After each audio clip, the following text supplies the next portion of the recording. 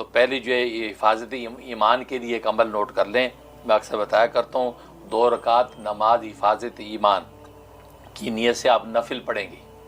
نفل پڑھیں گے سورہ فاتحہ کے بعد 5 مرتبہ قل هو اللہ پڑھنا ہے. 5 مرتبہ قل هو اللہ پڑھنے کے بعد جو آخر میں جو ہے وہ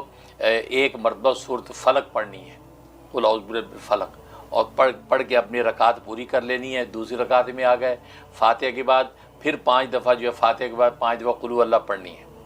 قل هو اللہ پڑھنے کے بعد 1 دفعہ سورۃ والناس پڑھنی ہے. اس کے بعد سورۃ والناس پڑھ کے اب آپ جو اپنی رکعت پوری کر لیں اور سلام پھیر دیں. سلام پھیرنے کے بعد سجدے میں چلے جائیں اور جا کر جو ہے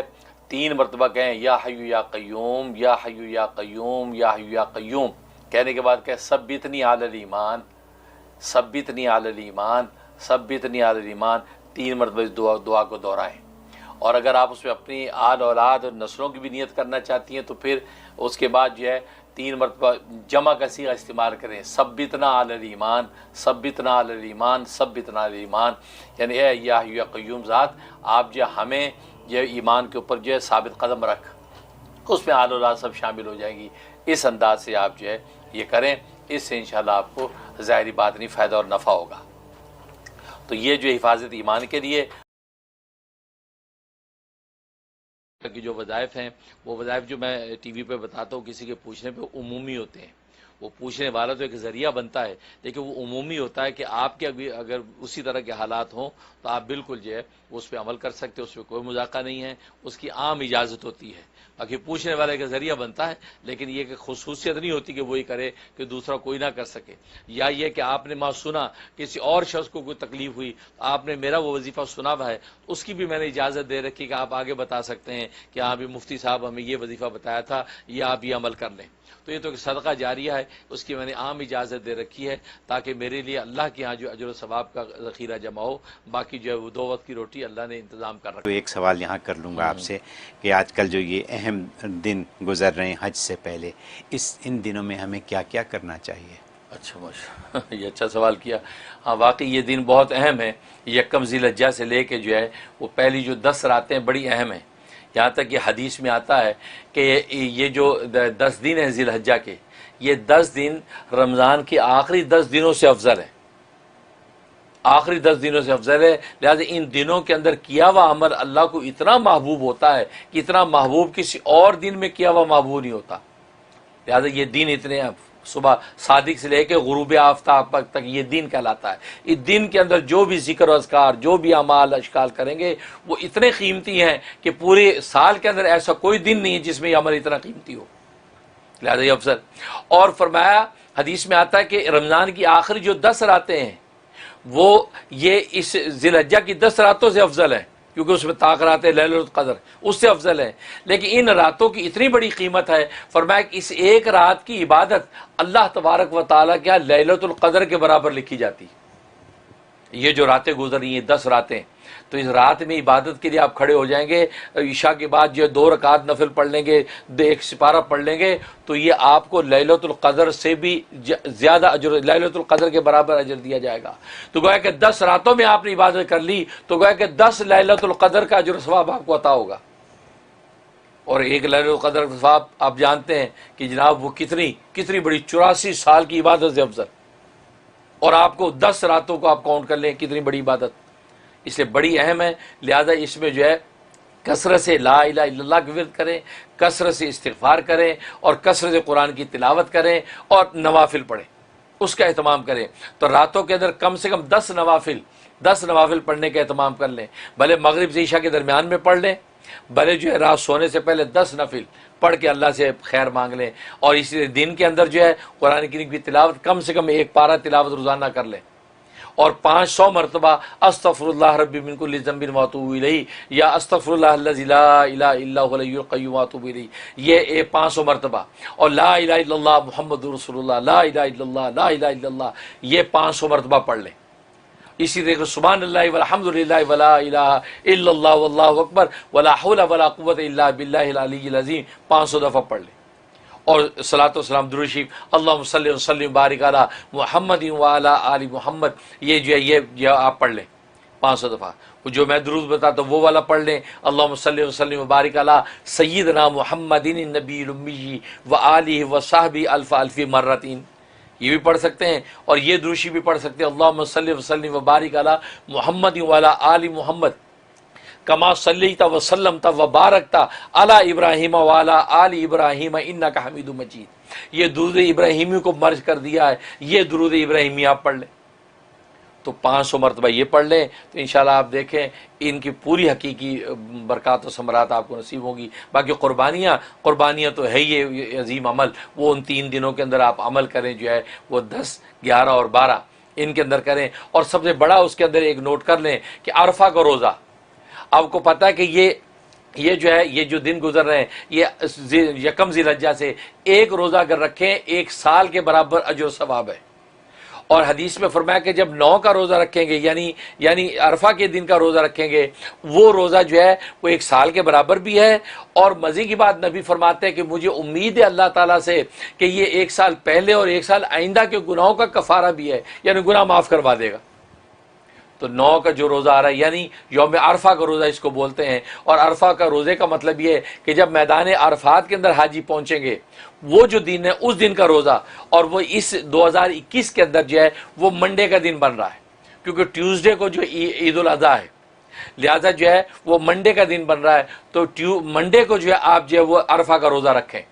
باقی آپ کی دنیا میں لوکل کیلنڈر کچھ بھی ہو، میں نے رات بھی اس مسئلے کو کلیئر کیا ہے، منڈے کا روزہ آپ رکھیں گے تو یوم عرفہ کے روزے کا اجر اور آپ کو فضیلت ملے گی۔ لہٰذا پیر کا روزہ رکھیں، ٹھیک ہے، پیر کا روزہ رکھیں۔ اگر آپ کے ملکوں کے حساب سے، جیسے پاکستان میں اس دفعہ جو ہے وینسڈے کو عید ہے، تو وہاں ٹیوزڈے جو ہے وہ 9 ذی الحجہ بن رہی ہے، اور وہ کلیئر میں نے رات ایک شعبے میں کر دیا ہے کہ 9 ذی الحجہ مراد نہیں، یوم عرفہ منڈے کا ہے۔ لہذا پاکستان، انڈیا، بنگلہ دیش والے بھی جو ہے ان کو بھی چاہیے کہ وہ منڈے کا ہی روزہ یوم عرفہ کا رکھیں گے تو ان کو یوم عرفہ کے روزے کی فضیلت ملے گی، کیونکہ ٹیوزڈے کا رکھیں گے تو عرفات کے اندر تو حاجی ہے ہی نہیں، جبکہ حاجی کی مماثلت کی وجہ سے تو اس کی فضیلت تھی، وہ مماثلت نہیں رہی تو پھر آپ روزہ رکھ رہے ہیں۔ لیکن پھر بھی آپ رکھنا چاہتے ہیں تو میں نے یہ کہا تھا کہ آپ منڈے کا لازمی رکھیں یوم عرفہ کی فضیلت لینے کے لیے، لیکن ساتھ ٹیوزڈے کا بھی شامل کر لیں۔ آپ کے لوکل کے حساب سے 9 ذی الحجہ بن رہی ہے، آپ وہ بھی رکھ لیں، کیونکہ بہت سے اسکالر وہ بھی کہتے ہیں کہ 9 ذی الحجہ مراد ہے۔ لیکن میں نے تو یہ بات کہی کہ میری ناقص تحقیق یہی ہے کہ چونکہ یوم عرفہ کے ساتھ اس کی فضیلت ہے، تاریخ کے ساتھ اس کا تعین نہیں ہے۔ اگر تاریخ کے ساتھ تعین ہوتا تو نبی پاک صلی اللہ علیہ وسلم جو ہے حج کی فرضیت سے پہلے بھی 9 ذی الحجہ کی فضیلت والا روزہ رکھتے یا اس کی فضیلت بیان کرتے، لیکن جب حج کا تصور آیا، نزول ہوا، اس کے بعد آپ نے یوم عرفہ کی بات کی، فضیلت کی بات کی، تو معلوم ہوا کہ یوم عرفہ کے ساتھ مماثلت کی بنیاد پر اس روزے کی فضیلت ہے، لہٰذا وہ آپ رکھیں۔ اور اس کے علاوہ جو ہے باقی قربانیاں، اب آگے ایک اور تکبیرات تشریق کا مسئلہ سمجھ لیں کہ 9 ذی الحجہ جو ہوگا، 9 ذی الحجہ کی فجر سے لے کے 13 ذی الحجہ کی عصر تک، ہر فرض نماز کا سلام پھیرنے کے بعد 1 مرتبہ بلند آواز سے تکبیرات تشریق کہنا واجب، مردوں کے لیے بلند آواز سے ہے، عورتوں کے لیے آہستہ آواز سے کہنا واجب۔ اللہ اکبر لا الہ الا اللہ واللہ اکبر اللہ اکبر وللہ الحمد، 1 مرتبہ بلند آواز سے، پھر باقی جو کہنا ہوا پھر باقی 2 مرتبہ کہنا جو ہے یہ سنت ہے۔ لہذا عام نمازوں میں جب ہوں تو یہ مرد جو ہے بلند آواز سے 1 مرتبہ کہیں، 3 مرتبہ بلند آواز سے کہنا سنت، اور عورتیں جو ہے یہ آہستہ آواز سے کہیں گی، 1 مرتبہ کہنا واجب، 2 مرتبہ مزید کہنا یہ سنت۔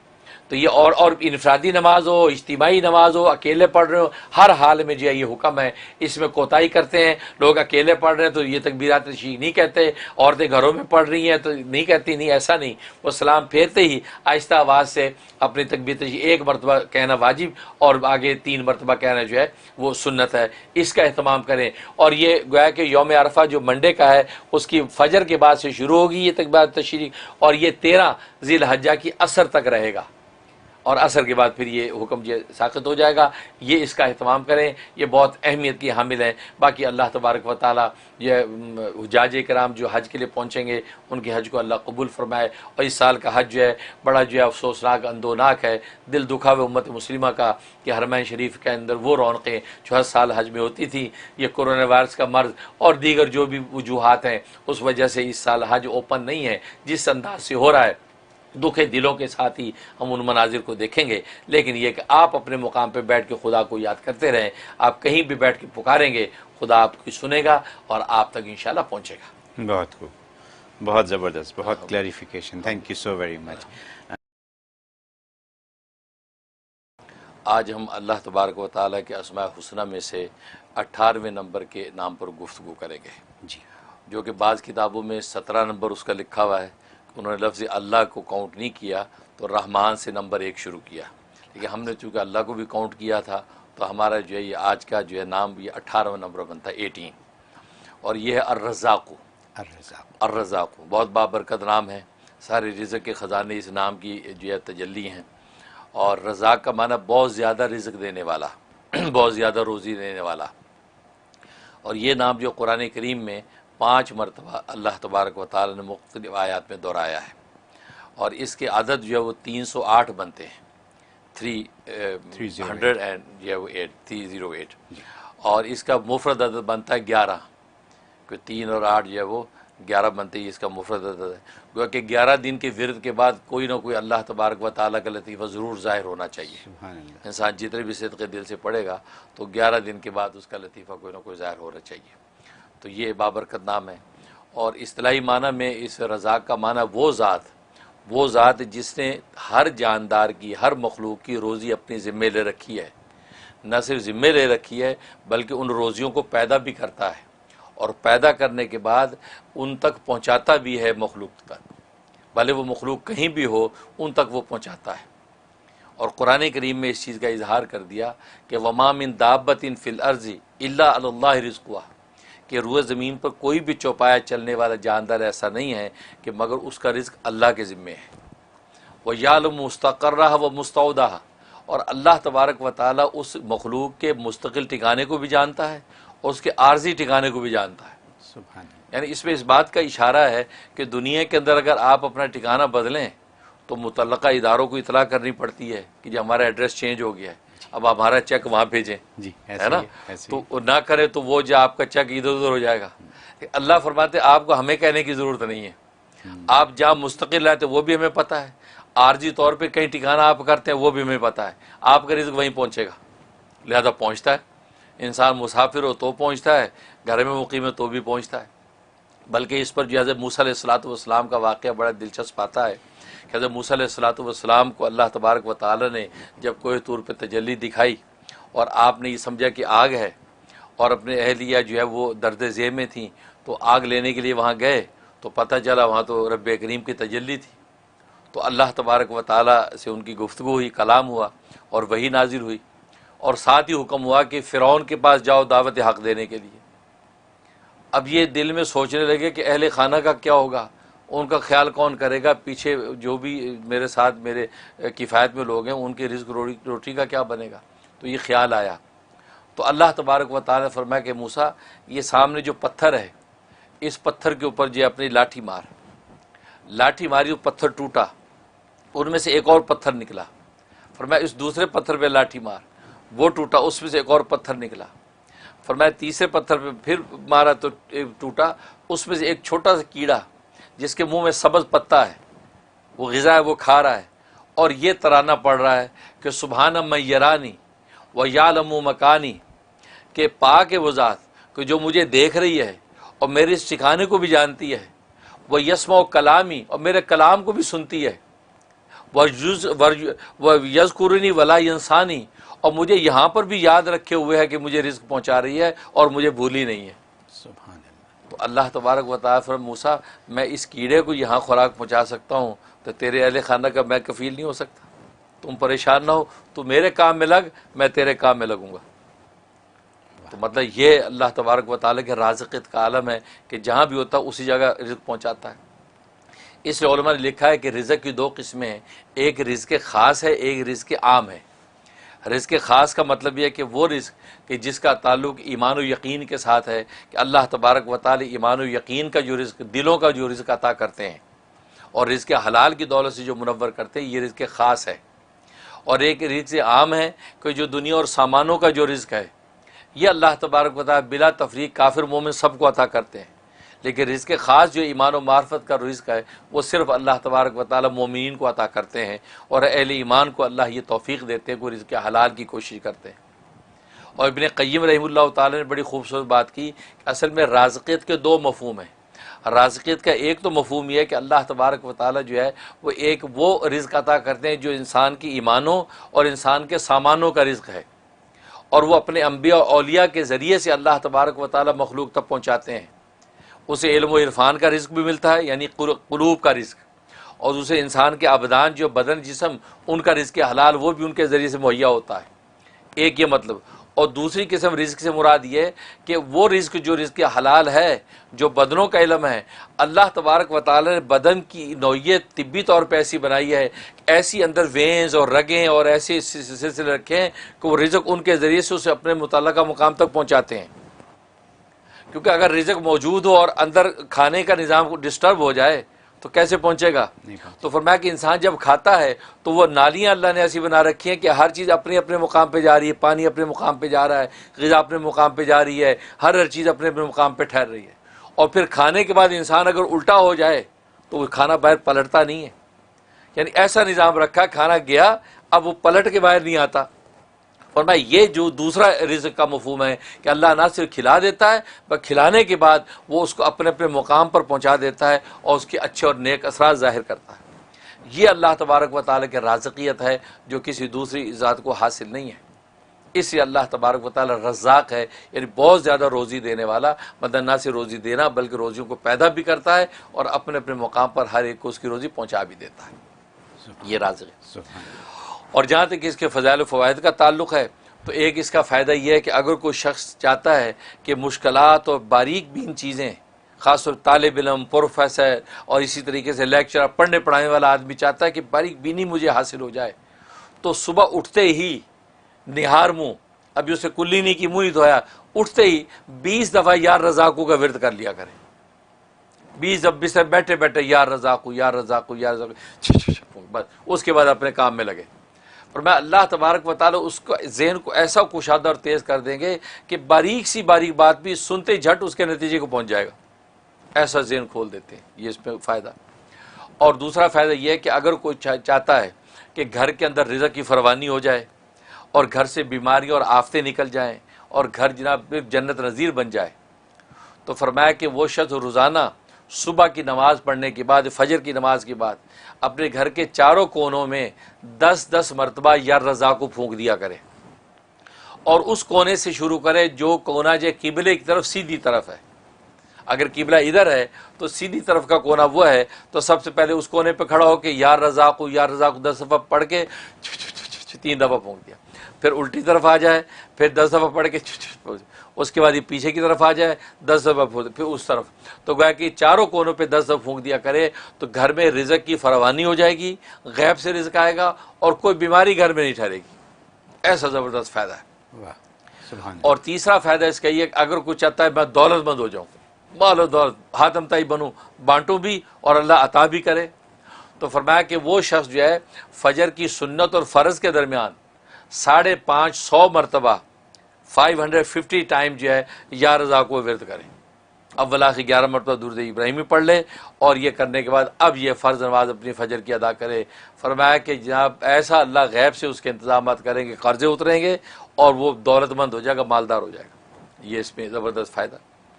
اور ایک اس کا فائدہ یہ ہے کہ اگر کوئی چاہتا ہے کہ میں جس سے ملاقات کرنے جا رہا ہوں وہ میری جو حاجت و ضرورت ہے وہ اس سے پوری ہو جائے، اس کے دل میں اللہ ڈال دے کہ وہ میرا یہ کام کر دے،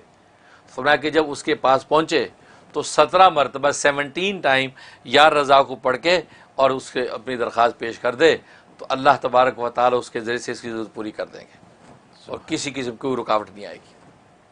اور ایک فائدہ یہ ہے کہ اگر جو ہے یہ چاہتا ہے کہ اللہ تبارک و تعالیٰ کیا کوئی خاص مقام اور قرب مجھے حاصل ہو جائے، ظاہر ہر بندے کی خواہش ہوتی ہے، تو فرمایا تنہائی میں بیٹھ کے، وہاں نہ کوئی بچہ ہو نہ کوئی بڑا ہو، اکیلے تنہائی میں بیٹھ کے 1000 مرتبہ پوری یکسوئی کے ساتھ یا رضاقو کا ورد کرے اور اللہ سے ایک مقام خاص مانگ لے۔ فرمایا کہ ابھی ایک چلہ پورا نہیں ہوگا تو اللہ تبارک و تعالیٰ اپنا خاص قرب اس کو عطا کر دیں گے اور وہ محسوس کرے گا۔ یہ زبردست فائدہ۔ اور ایک فائدہ یہ ہے کہ اگر کوئی قیدی ہے، قید میں ہے بے گناہ، تو قیدی کو چھڑانا چاہتا ہے یا کوئی مریض ہے بیچارہ وہ مرض سے چھٹکارا چاہتا ہے، تو فرمایا کہ 125 مرتبہ پڑھ کے آپ اس قیدی کے لیے دعا کریں، اول آخر 11 مرتبہ درود شریف، یا جو مریض ہے اور اس مریض کے لیے 125 مرتبہ پڑھ کے آپ جو اس کی صحت کی دعا کریں، اللہ تبارک و تعالیٰ یہ 3 ہفتے کے اندر ہی انشاءاللہ اس قیدی کو رہا کر دیں گے اور اس مریض کو شفا دے دیں گے۔ یہ زبردست کے فوائد ہیں حضرت ماشاء اللہ۔ اور جہاں تک خواب میں تعبیر کا تعلق ہے، اور میں خواب میں اگر یہ دیکھا، اس کا مطلب ہے کہ اللہ تبارک و تعالی اس کو اپنا قرب خاص عطا کریں گے اور دین دنیا کے جو ہے رزق اور دولتیں اس کے لیے آسان کر دیں گے۔ لہٰذا یہ صدقات کا اہتمام کرے، مالی صدقہ غریبوں میں بانٹنا شروع کر دے، اللہ مقام خاص بھی دیں گے اور رزق کی فراوانی کر دیں گے۔ یہ تعبیر ہے۔ سبحان اللہ۔ حضرت یہ جو رزق کی جو آپ نے آج تعریف بیان کر دی ہے، رزق خاص، رزق عام، اور اس کے علاوہ جو آپ نے اتنی ایکسپلینیشن دے دی ہے، یہ پہلے نہیں سنی کسی، میں نے نہیں سنی، اور مجھے یقین ہے کہ ہمارے دیکھنے والوں میں سے بہتوں نے اس کو نہیں سنا، نہ اس کو سمجھا۔